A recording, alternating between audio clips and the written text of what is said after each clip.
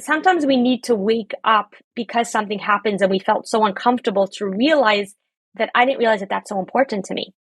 So not always do we realize what's important until that's taken away. So sometimes we have to experience something that feels so uncomfortable to realize that that doesn't feel good. Why doesn't it feel good? Because it's not aligned with my inside.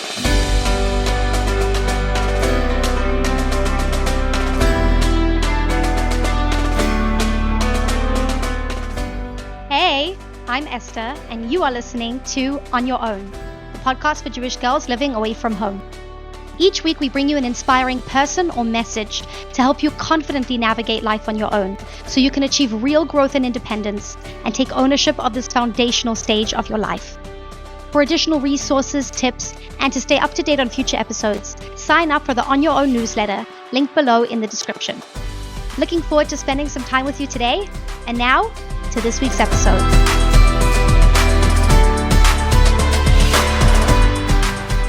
You've been teaching for many years and working with a lot of girls who are living on their own.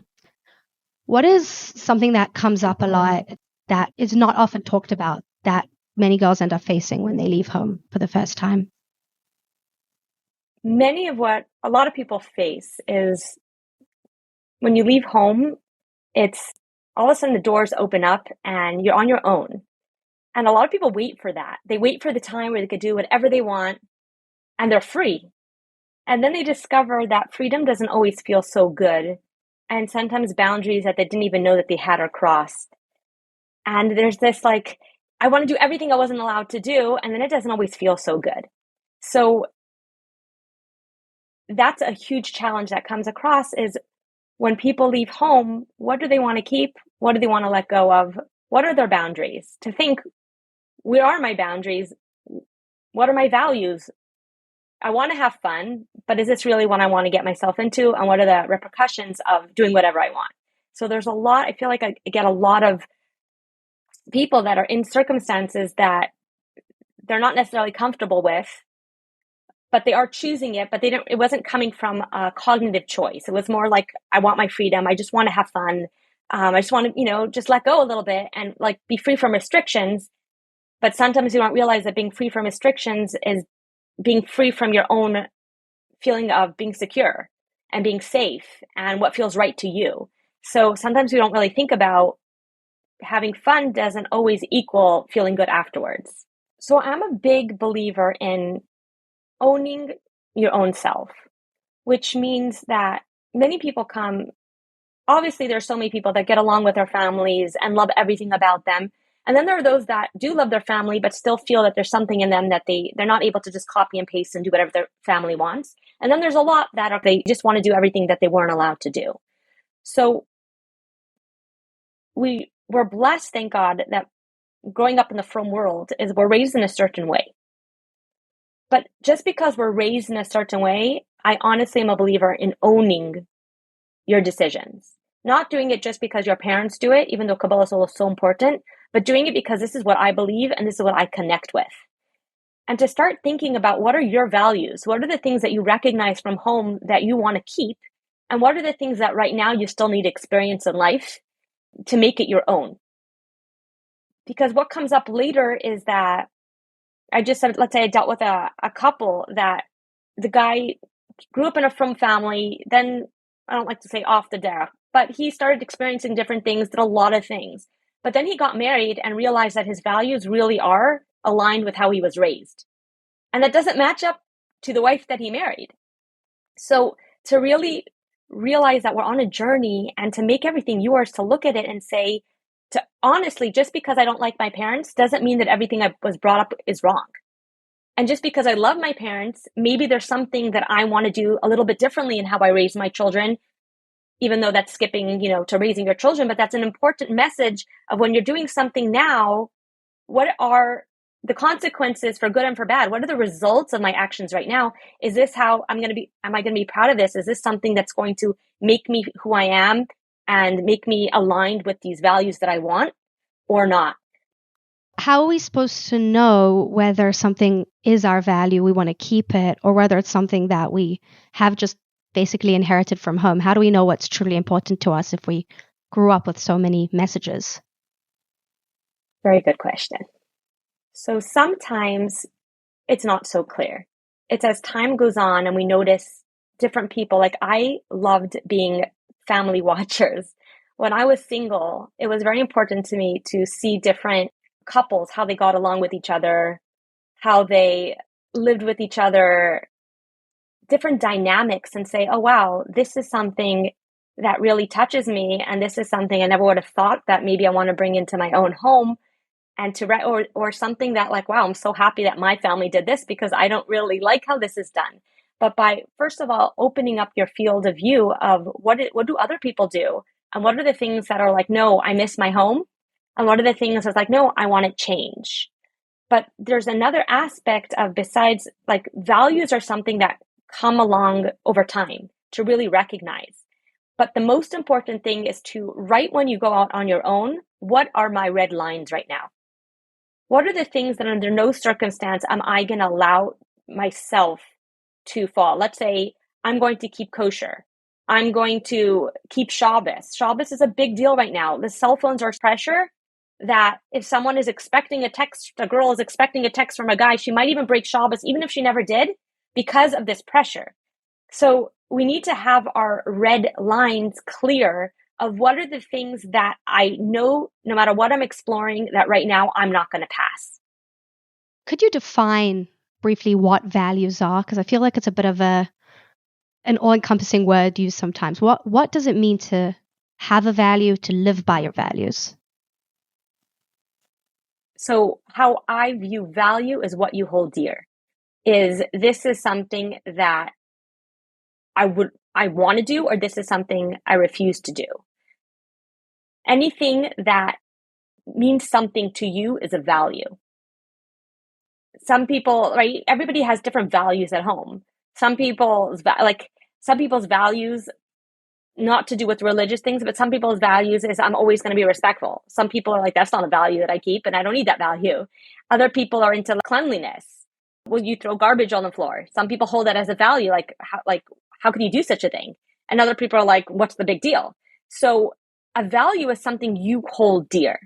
Now, we all come from different circumstances. We all come from different families and different communities. I've asked multiple girls, like many right now, the style of skirts is like really, really high. And I've asked girls, I said, what's the difference of wearing pants or wearing such a skirt? So some answered, well, pants is, if I'm wearing pants, I'm breaking two halachas. One is beged ish, and the other one is also I'm not tznius. And here I'm just not tznius. That's one answer. But a more clear answer is, as long as I'm wearing a skirt, I still fit into my community. Community values are very important to people to want to fit in. Very rarely do people totally join a different community, step out, and like, I don't want anything that I've come from. Most people do value, as going back to the word of value, they hold dear to the circles around them. And because in this, most of our circles are wearing skirts, even if it's higher, you're still fitting in and you're not what they feel is crossing the line to, now I'm on the other side, now I don't fit in. So we have community values, we have home values, and we have your own values of what you hold, right? Talk to any vegan, their value is that you can't eat meat. Now, many of them hold that anybody who eats meat is a bad person. So that's their value. A value is not something that everybody needs to be equal in, but it's something that you hold dear and you believe in. So going back to your values of how do I want to treat people? How do I want to be treated? Again, going back to these red lines are so important is, do I have a value now that everything's free? Am I going to, let's say, allow myself to drink in public? How do I act when I drink in public? Is there a certain number I'm going to allow myself to drink and then that's it? Or is this not a value? And I'm like, that's okay if I'm totally plastered and I do not know what happened to me and who was with me and what happened to me that night. And the next day I'm going to hear about it. So some people have to fall to realize I never want that to happen again. They have no idea what happened to them. They have no idea who they were with. And this is a repercussion of sometimes we have to fall in order to realize, wait, now I have a new value. My value is I'm never going to allow myself to be in such a circumstance that I'm not with a good friend and I'm drunk and I don't know what happens. So that sometimes we have values that come after we experience something to realize that, wait, I don't want to experience that again.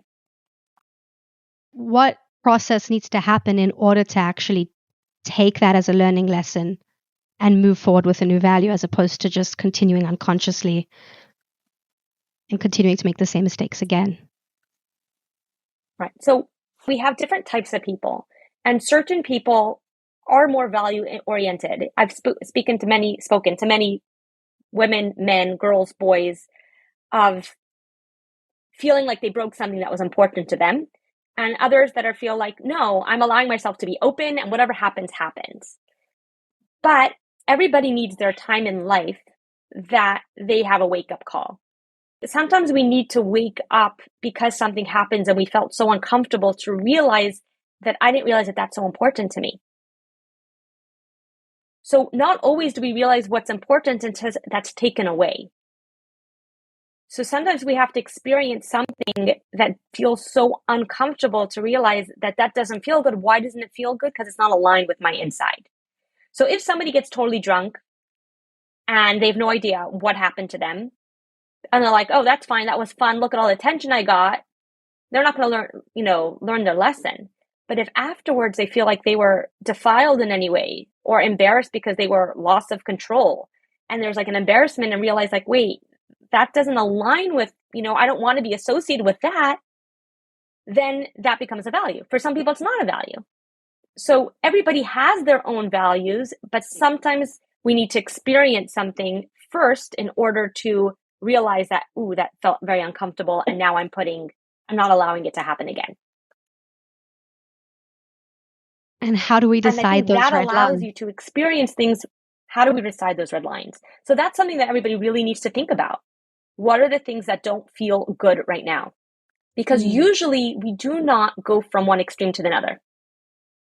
We don't go from being, let's say somebody grew up very Hasidish, very frum. We don't usually go from that to the opposite of doing everything. It's a slow progress of either finding yourself or trying out little things one by one.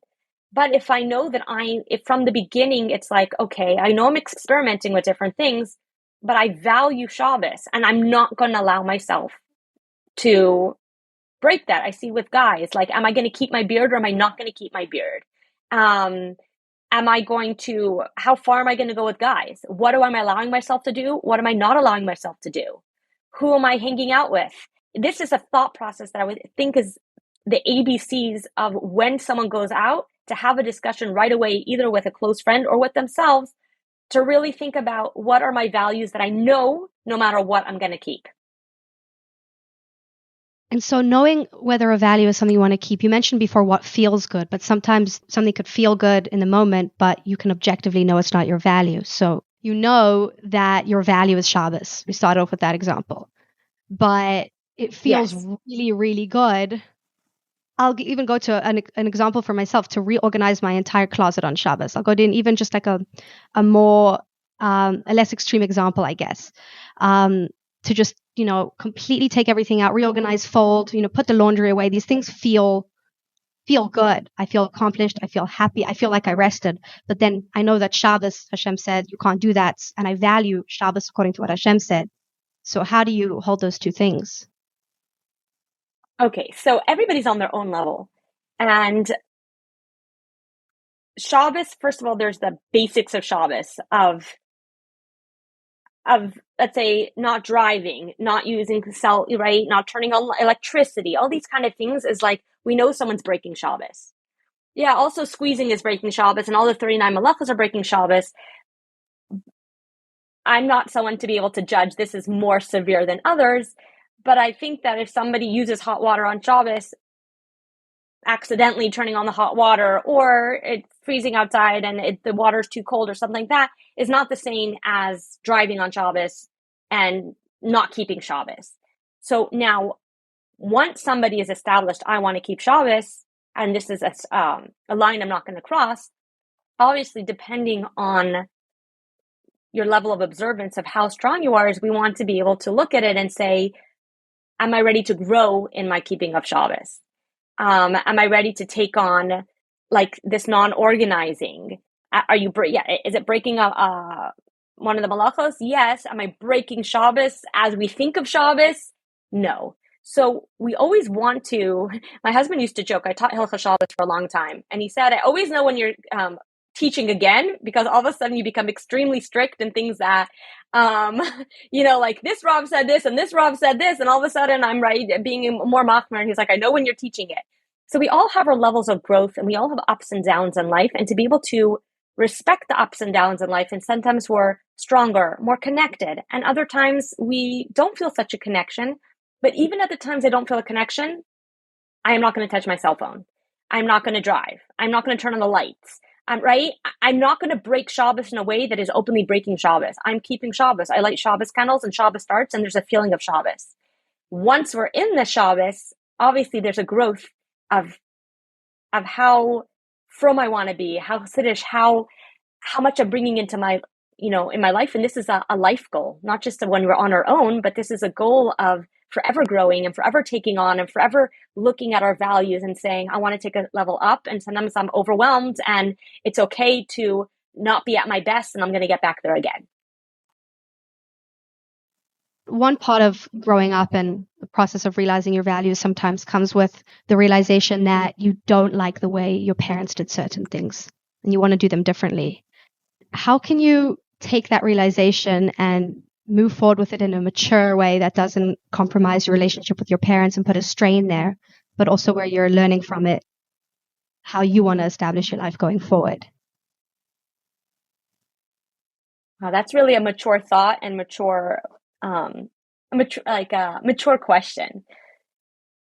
I've realized through my work of body talk that no matter how much somebody wants to be different than their family, if they don't practice being different in a positive way, which I'm going to explain in a second, then they end up doing the same thing. Because what we tend to is, let's say someone in your family was a screamer, and you're like, I'm never going to scream, so I'm never going to scream. So sometimes, okay, maybe screaming isn't the best, example, but sometimes people go to the opposite extreme. So I'll give a different example of somebody who came from a very strict household and decided that they're going to never say no to their kids. So that's not coming from the mature response, that's coming from a response of pain. I am in pain because I was pushed too hard, let's say, people didn't understand me, very strict, and that really crushed me, so I'm going to do the opposite with my kids. But then comes the kids. The kids also need to go to therapy. Why? Because nobody told them no. A child by nature wants structure, wants somebody to tell them no once in a while. So with the healing, I do a lot of inner child work, is that we go back and parent yourself of, what did I need to hear? And when you tell yourself in the voice that you need to hear, is that voice becomes yours. Because what happens is, no matter how much we don't like our parents, we end up many times doing the same thing to others because that's the only voice we know.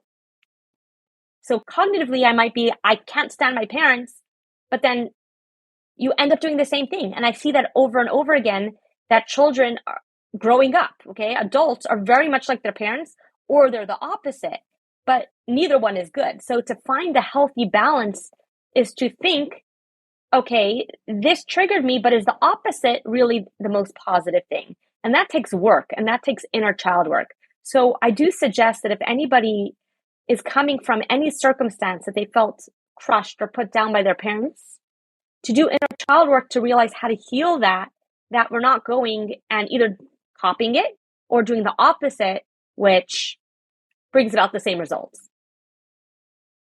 I just want to clarify this idea of inner child work for anyone who does want to, take that a step further. Just so that I understand, would that be the process of going back, remembering yourself as a child, and then parenting yourself? Like, what would that look like? Does it need to be done with somebody else? Can you do it on your own? From my experience, you need to start with somebody else. After you know how to do it, then you could definitely do it by yourself. But sometimes it's helpful just in general to have someone that's guiding us. I find for myself, like, even though I'm definitely in this field, I also need someone else to help me with it many times. But yes, going back to inner child work is whatever age that comes up, and picture your own self, because we can't change our mother and fathers. Because, sometimes people change, but we can't expect someone to change and that to heal. No matter how much somebody says you're sorry, that child that was hurt is still hurting. But if you're able to comfort that child and come in as the adult that knows what to say. So if this child feels unloved and the adult self comes and says you're the most precious thing on this world, or teaches the child to stand up for themselves, sometimes to teach the child to say no. That's not okay. I don't like when you do that. To be able to voice it, that empowers the child and it heals the adult. So it's going back, and the adult that knows what the child needs is being there guiding the child. But when the child is able to respond, and obviously it's imagination, but the child's able to respond to this new adult talking, it changes almost the reality. And what I've learned is that your body doesn't know the difference between imagination and real. So like, you ever woke up from a dream and you're like, did that happen? Did it not happen? You really don't even know. So your body doesn't know the difference. So if you go back and you redo the story with healing yourself, is that the body has a new belief system of that's what happened, and it's a real healing. It's really freeing. Wow. And then you can take that and start making conscious decisions from, I guess, a more balanced place, as opposed to just a reactive decision based on how you were brought up. Unless somebody was really raised in an abusive family, which there are cases, but no parent, I guess, unfortunately, Hashem didn't give us like instructions how to raise our kids. And what might work for one child doesn't work for another child. And so parents are trying to do the best they can in general. Obviously, there's exceptions. Parents are trying to do the best they can, but they don't always know the best way to do it or the best way for you. And to realize that not everything, they're not bad or good. It's more that this thing was hard for me, this thing is not. And to be able to separate the everything when we generalize, like they were horrible. So yeah, again, there are circumstances where there's abuse and it's horrible. But in general, there are things that we really, if we think about it, there are things that we really do love about our parents, or things that we got from them that we appreciate. And there are things that, no, I really want to change that. I'm not passing that down. How can we trust ourselves to make these sort of decisions and to determine our own values? What if somebody doesn't trust themselves, just like they're not happy with their parents, they don't trust themselves to determine these things? Not just if someone doesn't trust themselves, but especially if they don't trust themselves, is to be able to speak to someone who could help you out with that. Because even people that do trust themselves, it's always good. Like the Rebbe said, to have a mashpia. If it's a mashpia or someone to help you heal, someone that you feel just could listen to you, it's so important in life to have someone you feel you could trust. So having an outsider you could trust, whether you trust yourself or not, is extremely important. And sometimes the people that really trust themselves, it's like this sense of a deep, rooted, I know what I'm doing, but even such a person needs somebody supporting them. So I agree that everybody needs someone that they could look up to. Again, whether it be somebody that they're looking up to, like a mashpia type thing, or someone that sometimes that they have to pay, but to get clarity, because again, it's a time life goal of finding our values, of realigning, looking at ourselves and saying, wait, I'm feeling exhausted. What's going on in my life? What's not aligning in my life?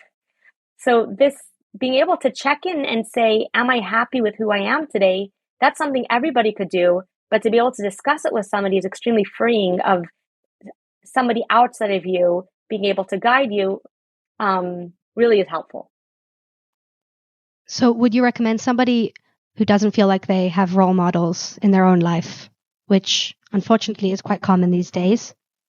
I know that for myself, if you had asked me during some of the years I was away from home, who is a woman role model that you look up to, I didn't have too many. Baruch Hashem, now I do, but it took time. So somebody in that situation, what would you recommend if they don't have somebody in their life that they feel like they can turn to or that they can model after? So in such a case, which unfortunately you're right, it's hard to find. Not everybody finds someone they look up to or someone that they could trust. But in such a case, it says in Pirkei Avos, "Aseh lecha rav uknei lecha chaver." And sometimes we have to buy a friend, which means that sometimes we have to. I am a big believer. Listen, I've been to many psychologists over my life. I'm not against psychologists, but I didn't feel that it went to the depth of the work that I needed to do. And that's one of the things that I went into healing, is that many of the things that we're going through is because of some deeper something that's going on inside. So to find somebody that you sometimes have to pay is huge. And I'm not saying this to make money myself. I pay. I still go to sessions. I make sure that I'm continuously healing over my life and living my best life. So the ability to realize that if I don't have someone in my life that I could look up to and just be able to ask and depend on, that there are people that really care, that sometimes it takes money, but you have the ability to heal and someone to really hold your space. And that's what we need, is someone to hold our space and to be able to listen and sometimes to guide. I love the Uknei lecha chaver. I never even thought of it that way. It literally means buy yourself a friend. That's pretty cool. Where does self-worth kind of fit into this? Because in order to say, I'm going to pay someone to help me, you need to value yourself, to prioritize money for that. I'm going to actually sit down with myself and do some inner child work, whatever it looks like for different people. Where does valuing yourself as a person fit into that? So you'd be surprised right now, there is a huge turnover in both in teenagers and in adults really wanting to do this, to find themselves. I really feel like it's a times Mashiach that everybody wants to go deeper. So where 10 years ago, people really, even more than 10 years ago, but they really shied away from any type of going to a psychologist was like, something's wrong with you.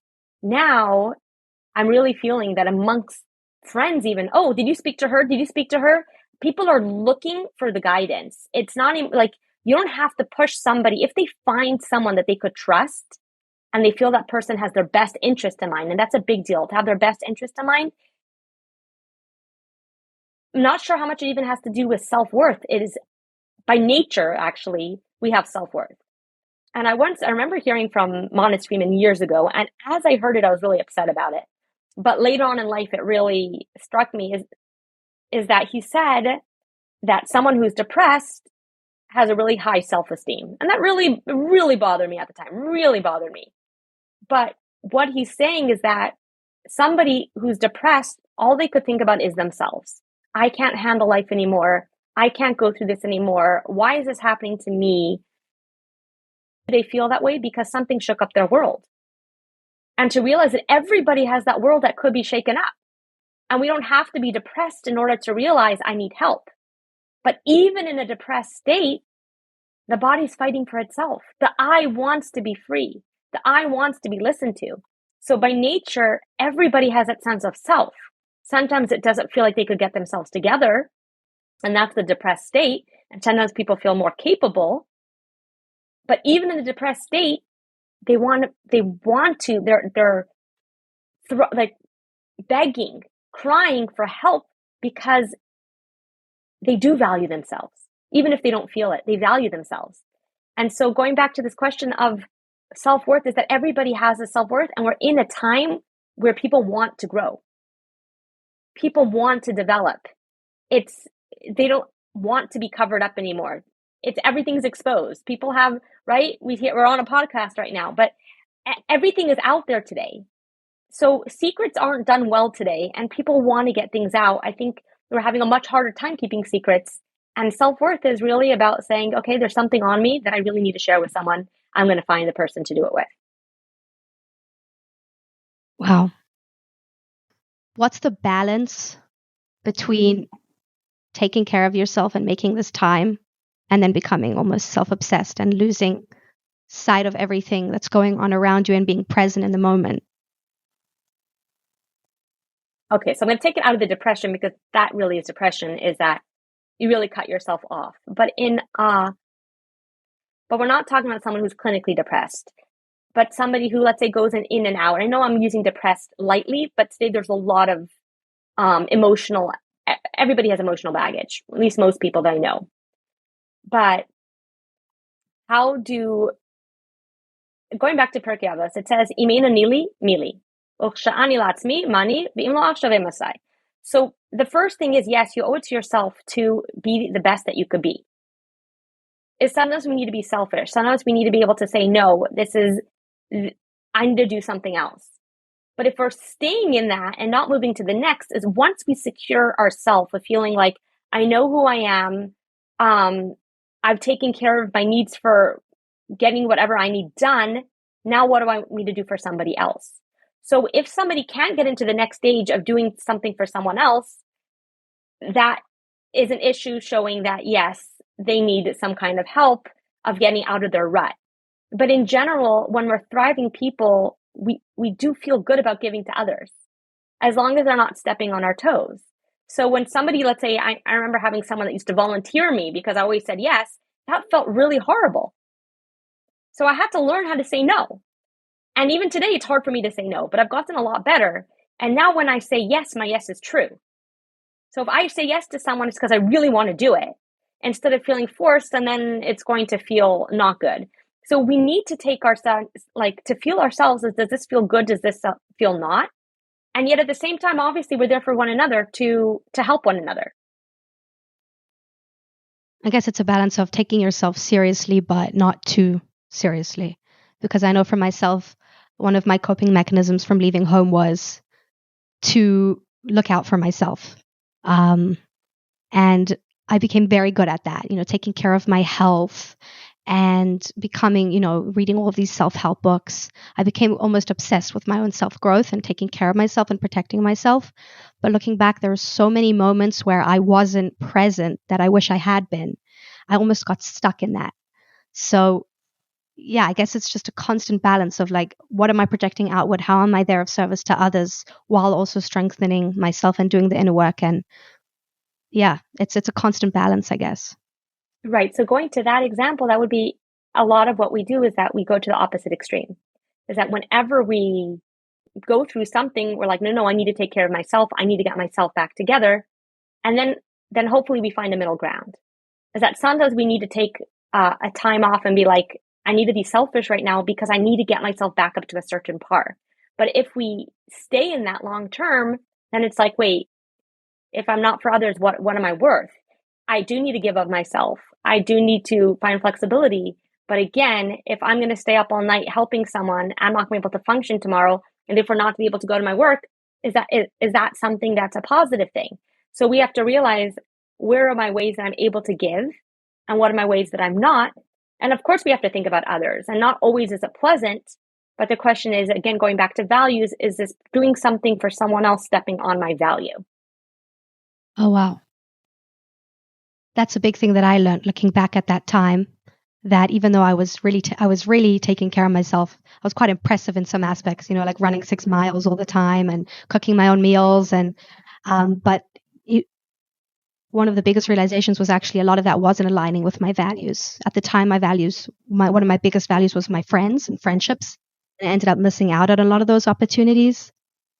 So I guess it's also, what's the motivation behind it? A lot of my motivations were that of fear, fear of losing control, fear of being found out, to just be normal and regular like everybody else, fear of gaining weight. So I guess it's also important to look at what the motivation behind that work is, and do those motivations align with the values that I hold dear, as you said. That's profound, what you just said, because that's exactly, is to see what is causing me to do those things. That's what's behind it. And that's in general what we need to do with everything, is the things that I don't like about going back, because being on your own is exactly as it says, you're on your own now. And despite the fact, again, some people have a really hard time being on their own, and some people can't wait to be on their own, both of those groups still have to find themselves. The ones that are really connected to home and are extremely homesick also have to find their own strengths of being able to take care of themselves. That's one kind of huge thing. And then the ones that are I don't like to use the word dying to get out because we're not dying to do anything, Meretz Hashem, but can't wait to get out of the house, they also have to realize, wait 1 second, again, what are my motives? What's going on? Am I just trying to run away from everything I know? Or am I running away from something? Or am I running towards something? Is there a goal that I'm running towards? Or is everything coming from I'm running away from something? So that's a big point you just brought up. I love that. Am I running towards something or am I running away from something?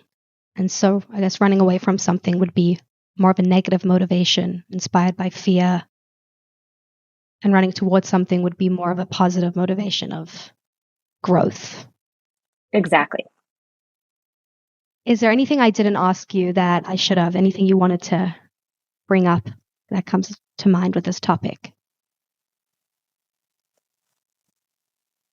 I'm sure you did a really good job, but something's coming to mind that being on your own, like some people, it's short term and sometimes it's way longer than people have expected. Everybody has a different amount of length. And being on your own, we tend many times as time progresses to really compare ourselves to others.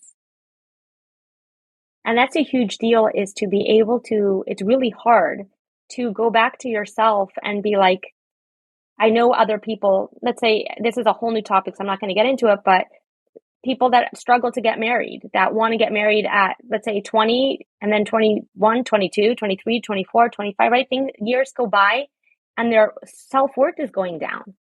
So it's a totally different topic, but going back is that my worth is not based on what other people feel of me. Is really showing up for yourself. Of the more healthy you are in your present self, the more healthy you're going to be in your future. So really to own yourself, own your own life. Am I acting the way that I want to be? Am I proud of myself? I'm not here to please my parents. I'm not, right? I'm here to please myself, not in like a indulging way, but am I to learn to be your own guidance person and your own judge of, am I living the best that I could be? Am I being the best I could be? Am I working towards a goal of being the most wholesome I could be? So just the message of learning to become wholesome and learning to embrace who you are. And again, not run away from where you're coming from, but to really feel who you want to be and to find what's the paths that are going to take me on the path that I want to be, not just on the path that I don't want to be.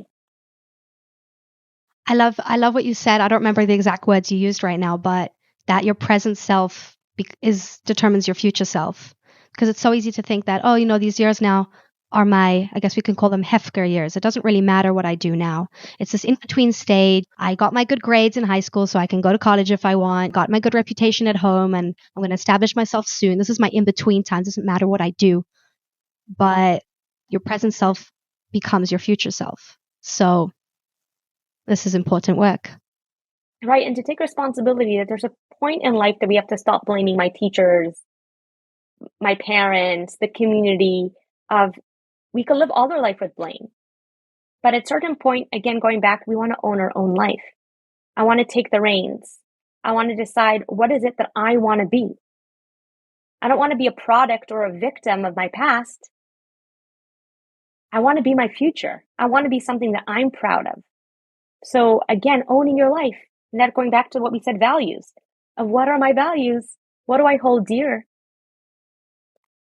And standing up for your own self, of being the best that you can be. And I really bless everybody to be able to, in these precious years of finding yourself, to be able to really find yourself and own yourself and say, you know what? I am proud of who I've become. Amen. I hope that everybody feels that. So my last question is, it's a hypothetical. So imagine you've been given a time machine that's going to take you back to a random point in life where, specifically those years when you were living away from home, a random moment. And you're able to tell yourself only one thing before you're taken back to the present. Could be a piece of advice, a warning, an insight into the future. What is the one thing you would tell yourself? So as a people pleaser that has been working majorly on not needing always to be there for other people, I would tell myself that, is this feel good for me? Does this feel right for me?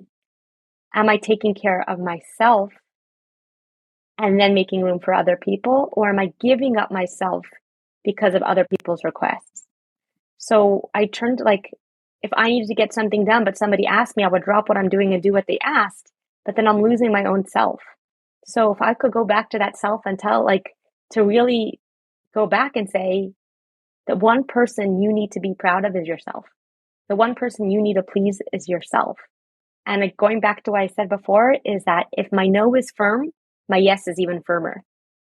But if I'm saying yes, at what point I'm going to break? If my yes is really a no inside, I'm going to break. So I need to learn what feels good, what doesn't feel good. And it's okay to say no. And not only is it okay to say no, but later other people will appreciate your no because they know that when you say yes, it means something. Wow. Thank you so much. This has been so insightful. You're welcome. Thank you for listening to this week's episode of On Your Own. If you like this episode or think it will be useful to someone else, please leave us a review wherever you listen to podcasts. I would love to connect with you. If you've got any questions, feedback, or ideas for future episodes, you can email me at onyourownpodcast@gmail.com. See you next week. And in the meantime, happy adulting.